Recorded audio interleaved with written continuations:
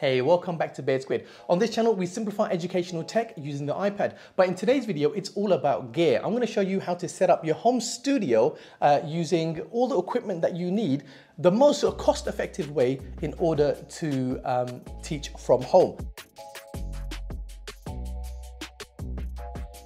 I'm going to be talking about lighting, I'm going to be talking about audio, and I'm going to be talking about background, okay? So, lighting, if you follow me here, I'm actually by a patio, by a balcony, and it's natural lighting coming in. So it's, illuminating me, it's lighting me up, the subject, natural light. Natural light, daylight is probably the best source of light that you can have. So natural light is the best way to go. If you don't have natural light, or you're teaching early in the morning or late at night and you don't have access to natural light, maybe you don't have a window or a big enough light source in your room to illuminate you, what you need to do is look around for the things that you do have, things that are at your disposal, okay? So for example, you might have something like this. It's a camping light, okay? It's a camping light. Or you can pick up something really cheap like one of these portable LED lights, okay? I'm gonna walk you through a couple of lighting options that might be available to you. Now, here's a funny thing. With this camping light, what I've done is I've put parchment paper, this wax paper, that I just got from the kitchen, okay? My wife had it in the kitchen. So parchment paper, if you put 2 layers of parchment paper onto your light, then what it will do, it will diffuse the light better. It will try to, what you're really trying to do is mimic natural lighting, okay? A natural light source. So you don't want harsh lighting. So let me turn this on and just show you, okay? The difference between the actual LED and then the parchment paper. If I show you over here, it's gonna blow it out, okay? But that's all right, it doesn't matter. So that's the LED and that's that parchment paper. I'm gonna turn that off. That's one option that you may have lying around at home. If not, then maybe just pick up a cheap LED. This is a portable LED, comes with like a battery that you can turn on and off. What's good about this is it's dimmable. You can adjust the lighting, okay, as you need it. Okay, so you can adjust the lighting as you need it. I'll show you that over here. Okay, so that's at 10%, and then we can go to 30, 40, 50, all the way up to 90%, okay? So this is brilliant to have something like this, okay, to light you up. That's a good source as well, okay? So, if that's not enough, if you don't have natural lighting, you don't have a camp light, or you find that it doesn't illuminate you enough, then you could go with an option like a ring light, okay? So follow me here, and I'll show you about the ring light. Ring lights are good. Okay, they are good, so you can turn this on. You can also dim these, okay, the dimmable, and it's daylight balance. So you want to have daylight balance lights. Okay, let me show you this. Daylight balance lights. This is a dimmable light source here. It comes with a caveat. The issue with having this, I'm just trying to get 2 camera angles so I can show you what I'm talking about. The issue with a ring light is it creates a halo in your eyes. And if you wear glasses, okay, and you're teaching online and you're wearing glasses, the ring light is gonna create a lot of reflection, and it might be distracting for your students, okay? Or whoever your participants are, it may be distracting. So it does come with a caveat. And the way you set up a ring light is you have it pretty much in front of you, okay? You have it pretty much in front of you, just behind the camera, okay? Now, whether the camera is your mirrorless or your smartphone or a point and shoot, that's how you'd set that up, okay? So what's the alternative? What's the other method if you don't have, if you don't want to get a ring light, you wear glasses and you don't want the reflection, then you could go something with a soft box, okay? This is what a softbox looks like. You could get a softbox from Amazon. It creates like a diffused light, okay, which is brilliant. Or you could go ahead and throw maybe a shower curtain or a bed sheet over your ring light so it diffuses the light a bit better. Now, if you follow me here, another option is like an LED light here, yeah? This is like 1,000+ LED light. Let me just switch this on. This is really quite powerful, okay? And what I've done again is the same principle here. You know this parchment paper, the wax paper, the baking paper? I put 2 layers of that on top of this light so it diffuses it better, okay? And also I've got barn doors for this. And what you can do with the barn doors is you can adjust where the lighting hits, okay? So you want to control it on your subject. So follow me over here and I'll show you. Yeah, you still got me, brilliant. Okay, follow me over here. I'm gonna put one at a time. So what you wanna do is you wanna get fluorescent bulbs, okay? Or these LED bulbs. And what they do is Also, make sure that they're daylight balanced, so they give you a nice white hue, okay, and so that can brighten up your image. Now, let me turn this off. So, upgrade your ceiling lights, your house lights, using LED or fluorescent bulbs, okay, that are daylight balanced. Now, I keep mentioning daylight balance. What's daylight balance? Daylight balance has a value of about 52 to 5600 Kelvin, which is the same as natural daylight outside, okay? The same as the ring light and, what do you call this? The LED panel. Now, what you don't want to do is don't light up your subject using like practical lighting. This is tungsten, this is a yellow sort of hue, and you can see at the back over here, I've got another yellow hue light over here, okay?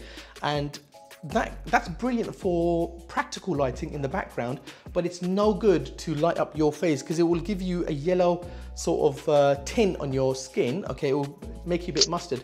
So don't use these type of lights, tungsten lights, okay? They're about 3200 Kelvin. And very far off from daylight. So if your ceiling lights, okay, your bulbs are tungsten, they're 32 Kelvin, then maybe upgrade that. That's a couple of dollars from your home center store. So I think that would be the best option to do first, okay? That's probably the first thing to do. The most cost-effective way of upgrading your lighting is just change out your ceiling lights, okay? So anyway, that leads me on to talk about audio, and the most simplistic, cost-effective way of dealing with audio, maybe plugging the microphone that it came with, okay, for free. You can use that. If you've got a more of a newer phone and it has a USB-C, it doesn't have a headphone jack, then you might need to get an adapter for a couple of dollars. It's worth getting that, so you can plug in your 3.5mm jack into your phone and record like that, okay? Now look, if you are recording, you're not listening to anyone, you're not doing a live stream, you're not on Zoom and you're not listening to anyone, then you don't need the headphone part, okay? So you don't need that distracting, dangling headphone in your ear. What you can do is get yourself a very simple lavalier. Now this is made for smartphones. It's the Rode Lav Plus. Smart Lav Plus, okay? And this is made for smartphones. So if I plug this in here, this is the best setup. Get your smartphone, get it on a tripod, okay? You can get one of these tripods, which have like an adjustable arm, okay? They're pretty good. However, they are quite wobbly, okay? So maybe that's not the best option to get. Or you could get one of these, okay? This is a more professional tripod. It doesn't cost that much more. I think it's about $80, okay? But this will last you a lifetime. So as long as you take care of your stuff, it will last you a lifetime. So maybe pick something like this up. Now coming back to the smartphone, how do you want to do this? Well, plug in your mic, okay? And then just press record, hit and record. Go to the video mode.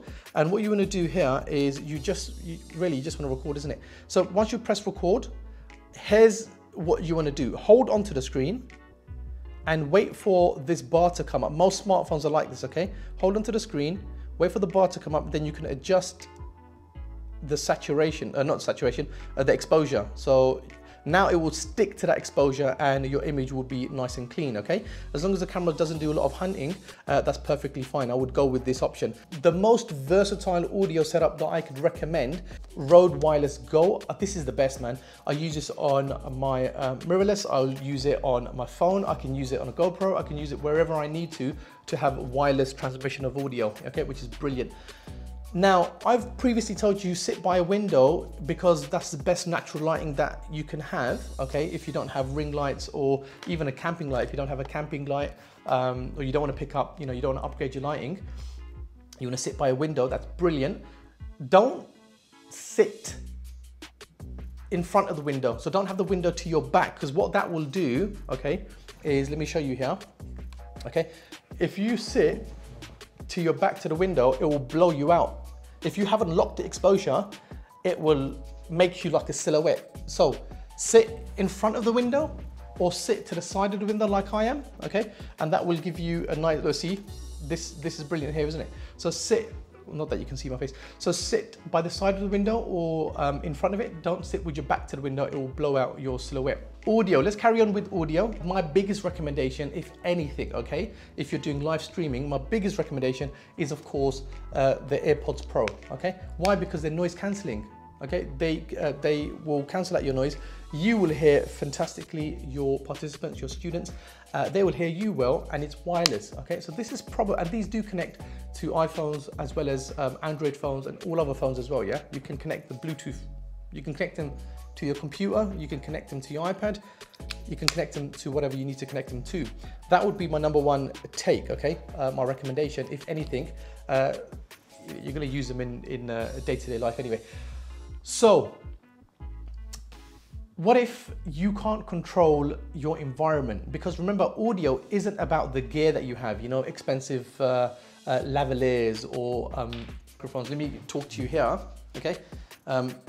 This is on a boom arm, okay, and this is suspended. This is brilliant. This is a dynamic mic, and it's really for broadcasting.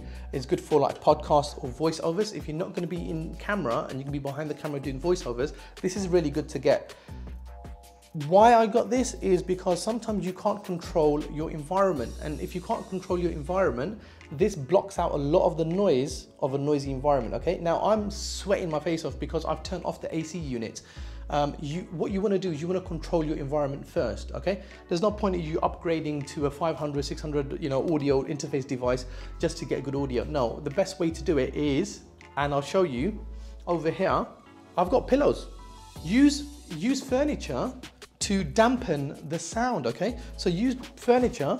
If I've got this here, you might immediately hear a difference now that I've got a pillow here, that my voice isn't bouncing off all the walls, okay? So try to eliminate echo as much as you possibly can, okay? It's a very good idea to eliminate echo. Just by using pillows, duvets, blankets, okay, bed sheets, put it behind your camera or your desk setup, and that will eliminate a lot of the echo that you'll have in the room, okay?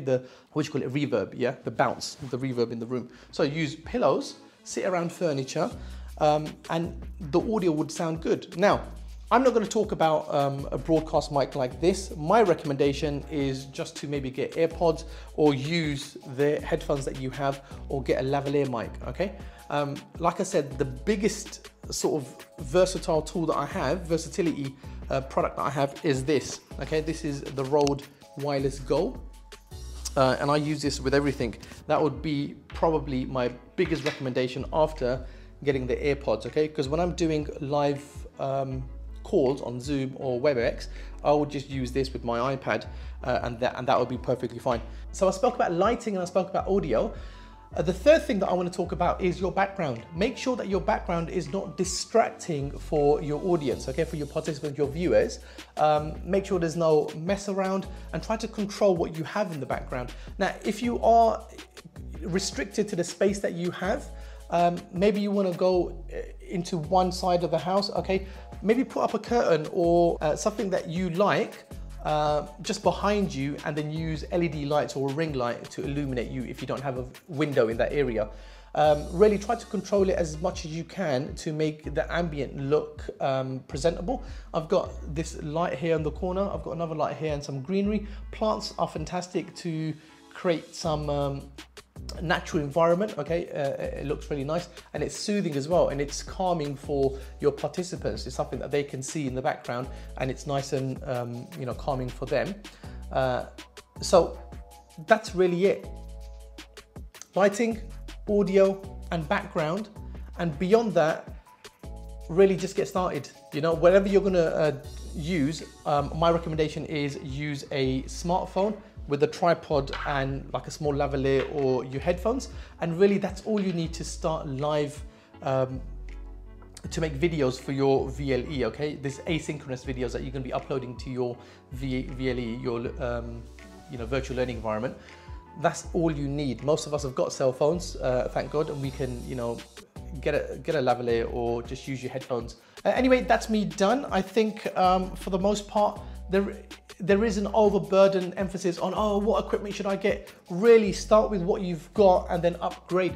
With that said, if you found this helpful, give me a thumbs up, consider subscribing if you haven't already, and turn on notifications. And please comment in the section below what you want me to focus on. What would you like to see? Do you want to know the details on how to set up a cell phone, okay, and what it looks like, and the settings that you need for the cell phone?